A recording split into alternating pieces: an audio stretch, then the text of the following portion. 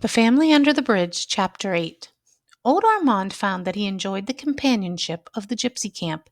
He liked to sit with his back against the fence watching Susie teach the gypsy girls, and Paul played games with the boys. On the other hand, Susie was not satisfied. She often frowned as she watched Paul and the boys. At last she brought her problem to the hobo. "I'm worried about my brother," she confided in a grown-up way. "He doesn't act like he belongs to our family anymore. He's always playing with the gypsies, and he hardly ever comes near Evelyn and me. We're his family."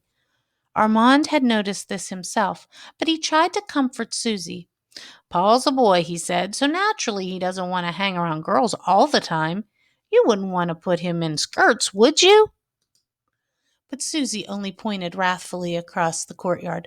"Look," she cried, "he even stands like a gypsy," because Paul was idly standing on one leg with the other drawn up under him. He looked like a small stork.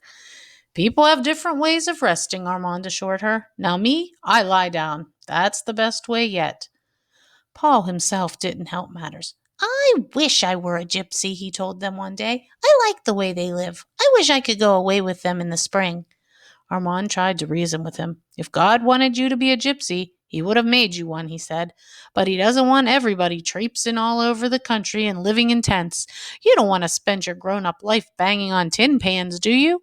Not when you have a smart sister like Susie to teach you things." Paul scowled and dug his toes into the sand. Armand smiled to see that his worn shoes were neatly capped with shining copper. Paul followed his look, then he smiled too.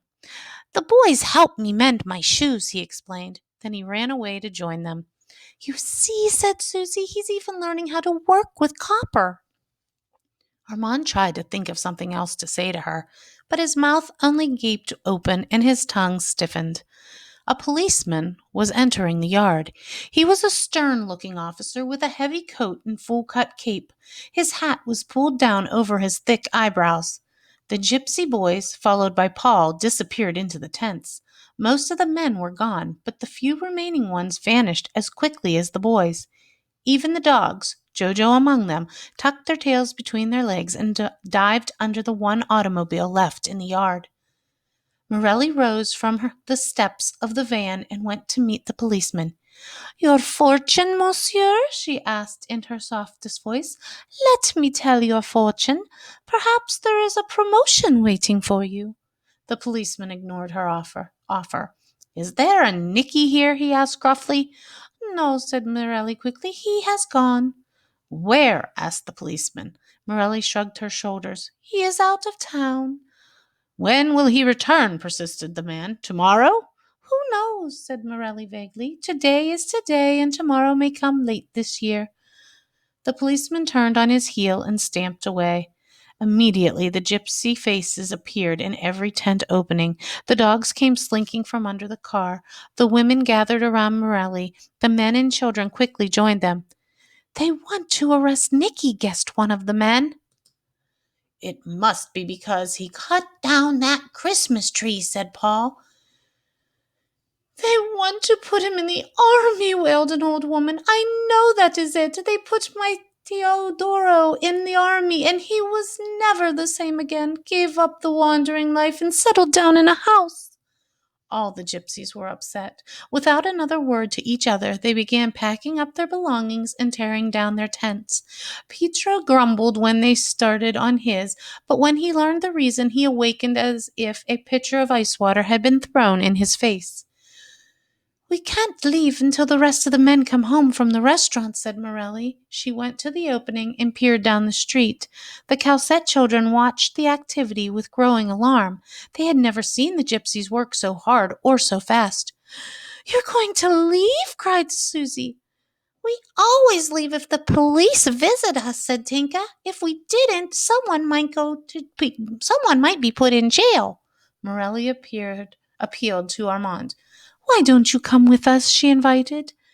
"You and the Calcettes. The skies are blue in Provence now, and the flowers are blooming." "I'll go with you," cried Paul with shining eyes. "I want to be a gypsy." "No, no," cried Susie, grabbing his arm. "You can't go off with the gypsies. We have to stay with Mama. We're her children." Paul tore loose from her grasp. I'm sick of being wet and cold, he said. If I was a big man, I'd go to work and make enough money to buy us a house. Susie grabbed him again and angrily shook him. You're always bragging about what you'd do if you were a big man, she retorted. You better begin thinking what you should do while you're a little boy. I'm going with the gypsies, repeated Paul, trying to pull away. Oh, Monsieur Armand, implored Susie, please don't let him go. Armand gently put his hand on Paul's shoulder. You can't go with them, boy, he said. You've got to stay here with your family. Why can't I go? Asked Paul rebelliously. Why do I have to stay here? Armand crossed his arms and stared down at the red-headed boy. You can't go because you've got red hair, he said. That's why. Why does that matter? Asked Paul. It matters plenty, answered Armand. How far do you think the gypsies would get with a red-headed child? People would think they had kidnapped you. The police would put you in some strange home and the gypsies in jail. A sudden thought darkened Susie's blue eyes. We don't have any place to go now, she said. Do you think the new house will be ready for us in time, Monsieur Armand? Armand lowered his head in shame. If we could move there soon, said Paul, I wouldn't want to go with the gypsies. I'd stay and help us move in. Will you take us to look at it, Susie begged the hobo. Then we can see if it's almost finished. Armand put his head between his hands. There won't be any new house for you, he confessed. It was all a mistake. It turned out the builders don't want children and dogs in it. You know how it is with a brand new place. They want to keep it looking that way. No house for us, cried Susie with a catch in her voice. Nothing? Armand couldn't look in her eyes. Paul darted away to the gypsies. When the rest of the men returned, they were startled to hear about the policeman's unexpected visit. Nicky was upset by more than the call. And just at this unfortunate time when I've lost my wallet with all my week's earnings in it, he cried. I know I lost it in the cafe of the Laughing Frog, and the owner said he would have it returned to me if it were found. Humph, grunted Armand. Who would return a wallet full of money? Some people collect the stuff. Picho tried to help. We can use what I have in my pocket, he offered. Then we will have to work along the way. I'm really wide awake now. The little house on wheels was hooked to the back of one of the automobiles. The gypsies and their dogs piled over the seats. Jojo whined to go, too, because he had enjoyed his ride so much on Christmas Eve. We left one of the tents for you all, cried Nicky. There's almost another week due us on the yard, Morelli added. We've been paying rent to the wreckers. The automobiles coughed and sputtered. Then they slowly ground through the sand toward the opening. The gypsies waved goodbye. Tinka threw Susie a kiss. Jojo tried to follow the cars, but Armand called him back. The little house on wheels, which had been a home for Susie and her mother and sister, disappeared into the street. There was nothing left to show that gypsies had ever lived in this yard. Nothing but a weather-beaten tent and the dead ashes of their fire. Then those left behind noticed something else missing from the yard. There was no Paul. He was gone. He left with them, wailed Susie. Paul went off with the gypsies. Evelyn began to howl. I want Paul, she wept. I want my brother. Oh, la la, groaned Armand, and there is still Madame to face. He silently set to work getting a cold lunch for the children. The gypsies had left some cheese and bread in the tent, but nobody seemed hungry, not even Jojo. Armand felt that he was to blame for it all. He sat down with his back against the fence and thought and thought. Oh, oh, oh, it was all his fault. He had brought the children to the gypsies in the first place, but he had only tried to help them. That's what he got for ever having anything to do with starlings. Now he was caught in the same net with them. But was he? No, he could get up and go. He could push his buggy right through that opening in the fence and never come back. At the thought, he rose to his feet and looked toward the opening. To his amazement, he saw a forlorn little figure coming through it. Paul, he shouted, is it really you, Paul? The boy nodded sadly, as if he wished it were somebody else. You left the gypsies and came back to us because we're your family? Cried Susie joyously. I didn't go away with the gypsy, said the boy.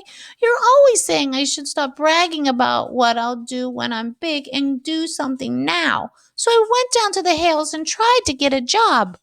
Tried to get a job at the Hales? Asked Armand with fresh surprise. That funny tramp you knew said they needed pushers, Paul reminded him. You're too little to work, said Susie. You have to be big like Monsieur Armand. The hobo uneasily tugged at his whiskers. Paul looked at the copper toe on his shoes. That's what all the men said, he continued. They laughed at me. They showed me a big cart full of boxes and told me that if I could push it, I could have a job. Paul wiped his eyes with his knuckles. I pushed and pushed, but I couldn't even budge it. Then they all laughed at me. Armand was indignant. The nerve of them, he exclaimed.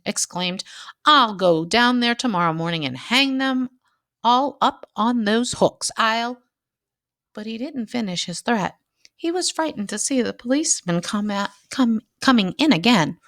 Oh, this must have something to do with Paul's visit to the Hales. Perhaps they had got wind of these vagabond children, and the policeman was coming to take them away. Oh, they should have gone with the gypsies. But the policeman looked bewildered. Weren't there gypsies in this yard? He asked. They had to leave suddenly, said Armand. Received word of a sick relative in Normandy. And I suppose the one named Nicky left with them, added the policeman. Of course, said Armand. It was his relative who was sick. The policeman pursed his lips and shook his head. Too bad, he said. A wallet lost by him was found under a table at the Cafe of the Laughing Frog. Too bad. He pulled a new leather wallet from a pocket under his cape, and in it is the lucky ticket that won yesterday's lottery. Too bad. It is a shame. Armand's eyes brightened. I'll keep the wallet for him, he offered. The policeman eyed him suspiciously. His sharp eye saw Armand's unkempt whiskers and ragged tramp clothes. He tucked the wallet under his cape again. I can't deliver it to anyone but the rightful owner, he said. Then he turned and walked away, shaking his head and muttering, Too bad, too bad. Armand exploded with a roar. Too bad indeed, he roared. I call it a tragedy to lose that nice new wallet. And all the money, said Susie. And the lucky ticket, added Paul. Pooh, said Armand. What would Nicky do with so much money? It might ruin his character. But anybody would hate to lose that wallet. It's just the right size for carrying around the coins a man needs. What will we do now? Worried Susie. We won't have any place to live after this week. Mamma will cry, said Evelyn solemnly. I wish I could have moved that cart, said Paul. I tried so hard. A great feeling of shame came over Armand at the boy's words. The children's eyes were turned to him with that needful look. He cleared his throat. Everything's going to turn out all right, he assured them. I'm going to get a steady job. Your mama and I ought to make enough between us to rent that room in Cliché for you nestlings. Then, frightened by his own brave words, he slumped to the ground and leaned back weakly against the wall.